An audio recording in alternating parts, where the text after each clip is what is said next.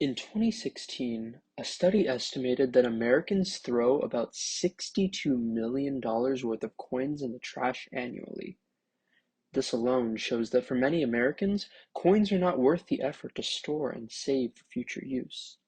This sad reality marks a major shift in the legacy of the coin, going from the sole form of payment that ran economies to an afterthought that gets thrown in the backseat of your car or the tip jar at a restaurant.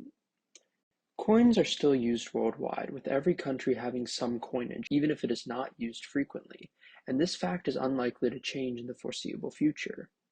Nevertheless, due to inflation and rising costs for raw materials, many countries are halting the production of low-denomination coins that are not as practical and aren't being used.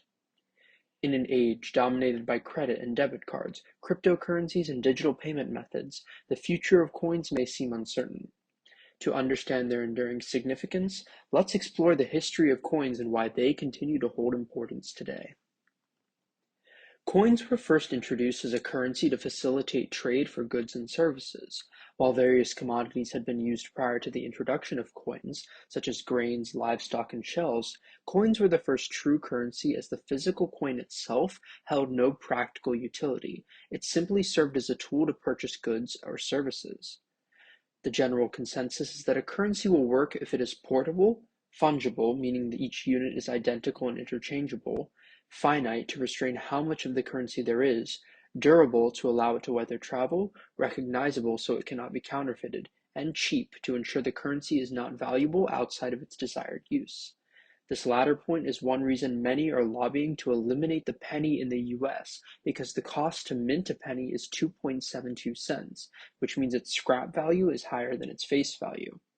To prevent the scrapping of pennies for their metal, the US has outlawed the melting of coins for scrap purposes. Considering these conditions, coins have consistently met these criteria, which has allowed them to endure as a major form of payment across various civilizations, empires, and countries. So now let's look at the first coins and how they have been adopted over time. Our journey begins 2,600 years ago in the 7th or 6th century BCE. Various accounts attribute the invention of coins to different empires. Greek philosopher Aristotle believed Phrygia, modern-day Anatolia, were the first to strike coins. Some experts believe coins were first minted in Greece in 600 BCE. However, the most widely accepted account by the father of history, Herodotus, is that the Lydian Empire, also modern-day Anatolia directly west of Phrygia, were the first to mint coins around 650 BCE. Lydian coins called Lydian lions were minted from electrum, a naturally occurring alloy of gold and silver. As their name suggests, these coins featured a lion's head due to the Lydian culture's admiration for the jungle cat. The Lydians first invented coins to standardize the weight and purity of the metal. Prior to the introduction of these coins, merchants had to weigh and appraise the value of metal brought in to exchange each time.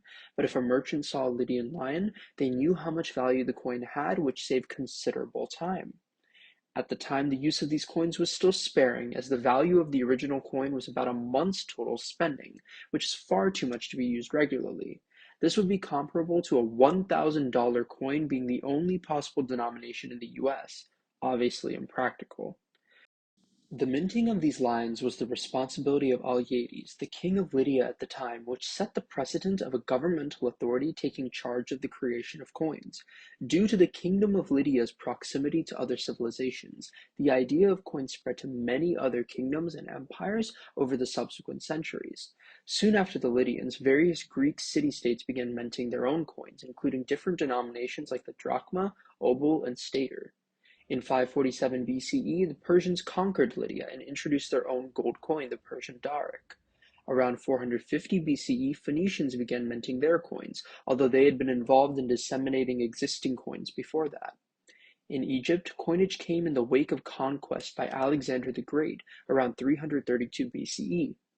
Soon after, around 326 BCE, the Romans began minting their own coins called "aes grave", which means heavy bronze, but these did not resemble modern currency, but instead were irregularly shaped bronze.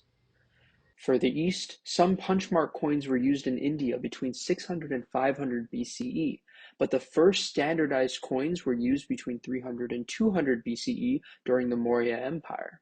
In China, during the Warring States period, specifically between 300 and 220 BCE, coins were first introduced, with gold coins officially standardized during the Qin dynasty immediately following this period.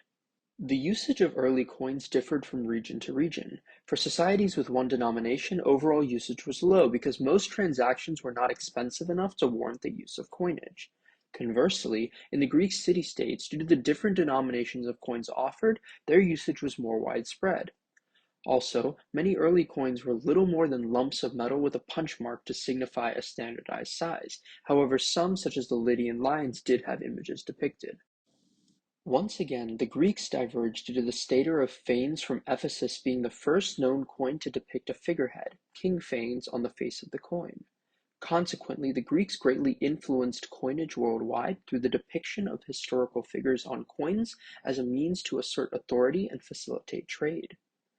Over time, coins became more widespread due to more denominations, increased production and distribution, and greater trust in the legitimacy of the system. Almost every civilization through the Common Era minted some coins, including even nomadic civilizations such as the Mongols. Between 500 and 1500 CE, the composition and design of coins changed drastically, transitioning from gold to silver and copper, and then to various alloys to reduce production costs. Additionally, new dyes, designs, and counterfeiting measures were implemented to retain the integrity and authenticity of coins. Governments also began creating coins to commemorate historical events, such as military successes in the Greek and Roman empires, religious symbols in the Byzantine Empire, and anniversaries and notable personalities in more recent times. Yet throughout all of this, the premise of the coin, a small piece of shaped metal, remained constant. Even as Americans throw millions of dollars of coins away, coins will remain a fundamental part of global economies for the foreseeable future. And even as many countries phase out low denomination coins to adjust for price inflation, the history and culture these coins represent will persevere.